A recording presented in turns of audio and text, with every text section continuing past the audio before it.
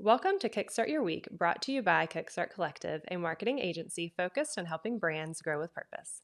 Every Monday, we're here to help business owners, creators, and marketers start their week with clarity, momentum, and practical ideas you can actually use. Kickstart Your Week is produced right here at Kickstart Studios in Wilmington, North Carolina. Let's kickstart your week. Welcome back to Kickstart Your Week. This week, we're going to talk about something that we've gotten a lot of questions about recently, which is local SEO. It varies a little bit from your just regular SEO for, e-commerce or businesses that are not local. Local SEO, especially for today's conversation, we're going to talk a lot more about your Google business listing and being found by your local clients. So this is great for service-based businesses, brick-and-mortar, pretty much any business that is local and has local clients and needs to be found online.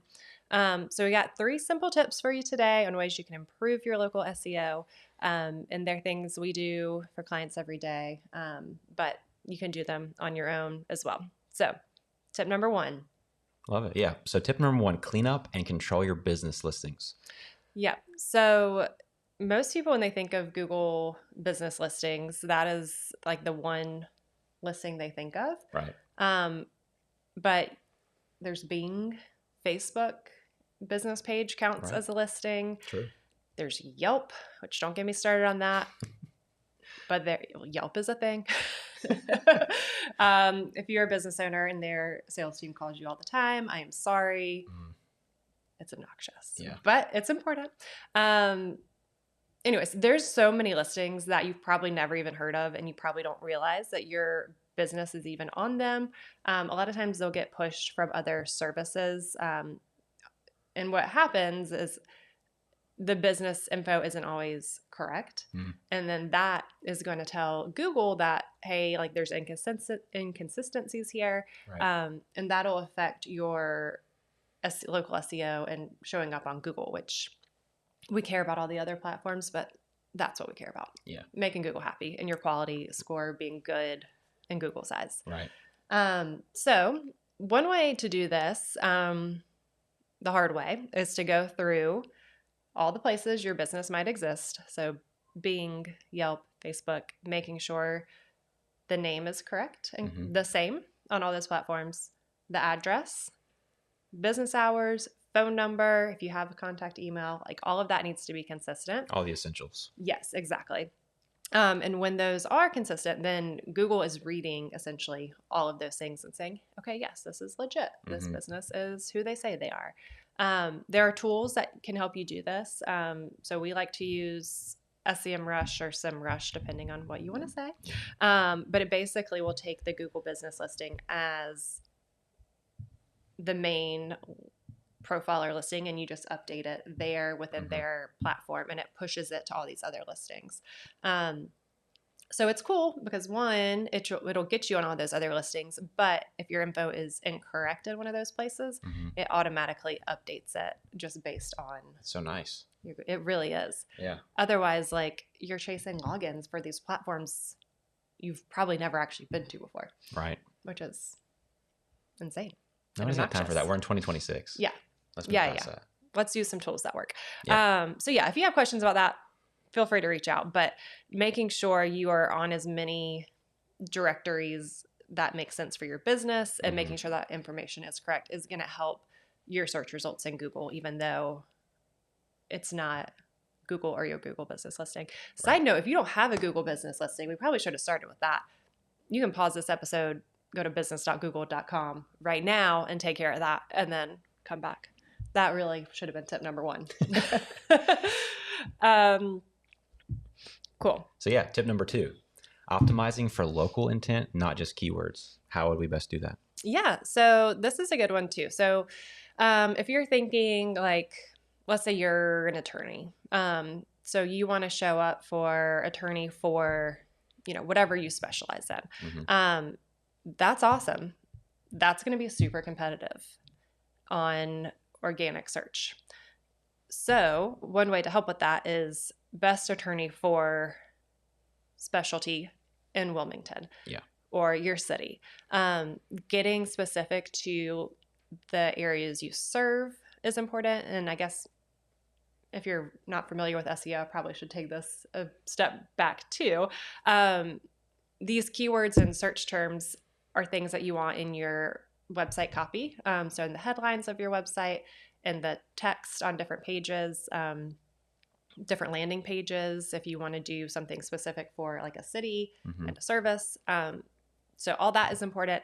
And you can also add it into the descriptions of your Google business listing, your Facebook about section, all those things. So it's really thinking about your location and just plugging that in so that you're not competing against everybody in the country that is doing the same thing you're doing. You can narrow it down and have a better chance of ranking higher. Because that's the goal of SEO in itself, is to try to be the highest ranking in your specialty or your field. And again, it's easier to talk about. I mean, you might use Bing. I don't use Bing. I don't People do. So you want to show up there too, but all the things you're doing to show up in Google is going to help you rank in these other places too. Definitely. So on the local front, it's really about showing that local like relevance, not just a well-optimized website for Google. And so there's things you can do too on like the Google business listing where you can add in categories. So those would be like the different services you provide. You can add, descriptions and things on different pages of your website. You can do posts on your Google business listing. Again, where you don't want it to sound like unnatural by saying like Wilmington, Wilmington, blah, blah, blah, blah, my city, this service. Like make it flow, make it readable and natural, but just make sure you are inserting those keywords and especially those like longer phrases that people might be searching into your content. Kind of like naturally occurring keywords, not something you're having to like conjure up. You're like, it's there. Yeah. It's in your content. It is. And sometimes it is worth going back and reading. Best way to word this. Like what is natural for like me as a marketer? What is natural for you as, an attorney or a specialty doctor or a certain like business, making sure your jargon, and even in this episode, we're like throwing around SEO. Did we say search engine optimization ever? I don't know. Maybe, but making sure your jargon is there. It's fine. It gives you some credibility. You know what you're talking about, but is written in what your target audience is going to be searching for. Totally. So it's about making those things consistent and match up. Yeah. So, and again, there's lots of reports and different things you can run, even for local SEO on like, what are people searching? What are the terms they're using? Right. And me, whoever the business owner is, putting in like, here's what I do, but then those reports showing you, okay, here's what people are searching related to what you're wanting to rank for. Right. So, so that touched a little bit on Google business listing and website. We're going to jump back to the Google business listing and Facebook, Yelp, anywhere where people can leave you a review. So tip number 3. Yeah. Leverage reviews and respond to them. So what's the best way to do that? Yeah. So step number 1 is getting reviews. Right. That's important. Yes. And the best way to do that is to not suck. Just kidding. You want good reviews. Yeah. So yeah, don't suck. But you also have to ask for them. Like people naturally will leave a review if they've had a bad experience versus a good experience because they expect a good experience. That's fair. So you actually have to ask for good reviews 99% of the time to get them. I think people are leaving more positive reviews. Like I've started to notice.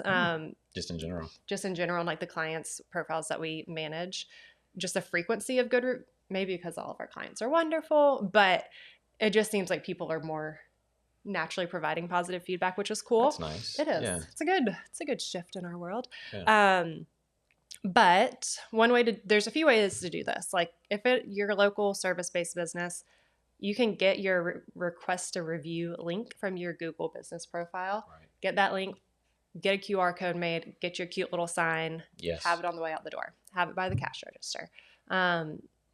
If you are collecting email addresses or a service-based business, send out a follow-up email. Mm-hmm. You can ask. There's ways to automate, like, how was your experience? Right. If they give you a 1, 2, or 3 star and you're not your Google business listing, but on your own little survey you create, you can create a workflow. You can do this in MailChimp or your email platform to then prompt them to you or your team members that would manage not great feedback. If it's a 4 or 5, it can just link straight through to the Google business listing where they can actually leave you a good review. That's nice. Yeah, so there's ways to like manage that, but you have to ask for reviews, and figuring out the best way to do that for your business is important. And then responding to them. People ask a lot of times, like, does that matter?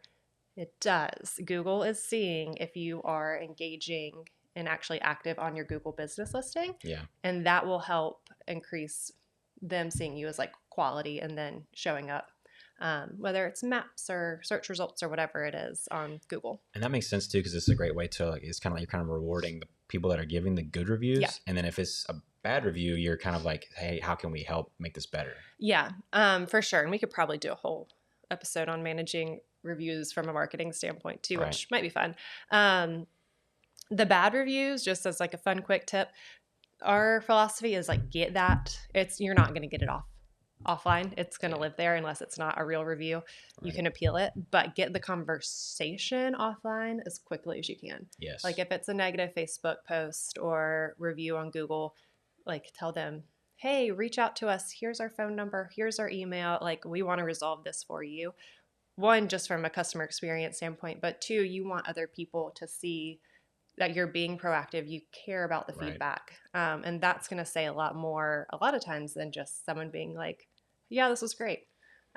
True. Obviously, your star ranking impacts where you're showing up on Google. But, definitely. I mean, if we're going to try somewhere new, I'll read a few 1-star reviews and just see if people are being ridiculous. I do the same.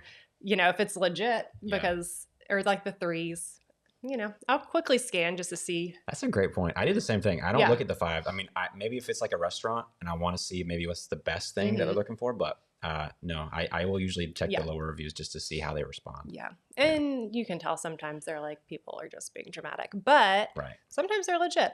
But if there's a good response, then I'm like, okay, these people care. So it's good purely just from customer relation standpoint, but responding to those reviews is going to be good for Google to see that you're engaging on their platforms. And then they will reward you by showing you higher more often in search results. Yeah. And there's also platforms that you can help with review management too. And that's something we can help with, especially not that you, our lovely listeners, are getting bad reviews, but if that's something that happens, there is a public relations marketing way to respond to those. That is helpful too. So if you need help getting more reviews, setting up some of those automations, managing responses, let us know. We can help you set up some systems or can handle that for you. But those are our kind of big 3 things for local SEO. So being on those listing platforms and making sure it's consistent. Right. The keywords and content, making sure that lines up with intent and local intent and what people are actually searching, and then asking for reviews and responding to reviews. So, I think, you know, it's Monday, kickstart your week. If you can pick one of those things this week to tackle, your local rankings should increase and Google shall smile upon you and everyone will be happy. Right. But yeah, thanks for joining us. Thanks for hopping on. We kind of recorded this one last minute. So, thanks for hopping on. Yeah, absolutely. Recording with me. And we'll see you next Monday. Thanks for listening to Kickstart Your Week. If today's episode gave you something to think about or try this week, be sure to subscribe, share it with a friend, or leave a review. It helps more people find the show. And if you're looking to create your own podcast or content, Kickstart Studios is available for booking. We'll be back next week with another conversation to help you kickstart your week.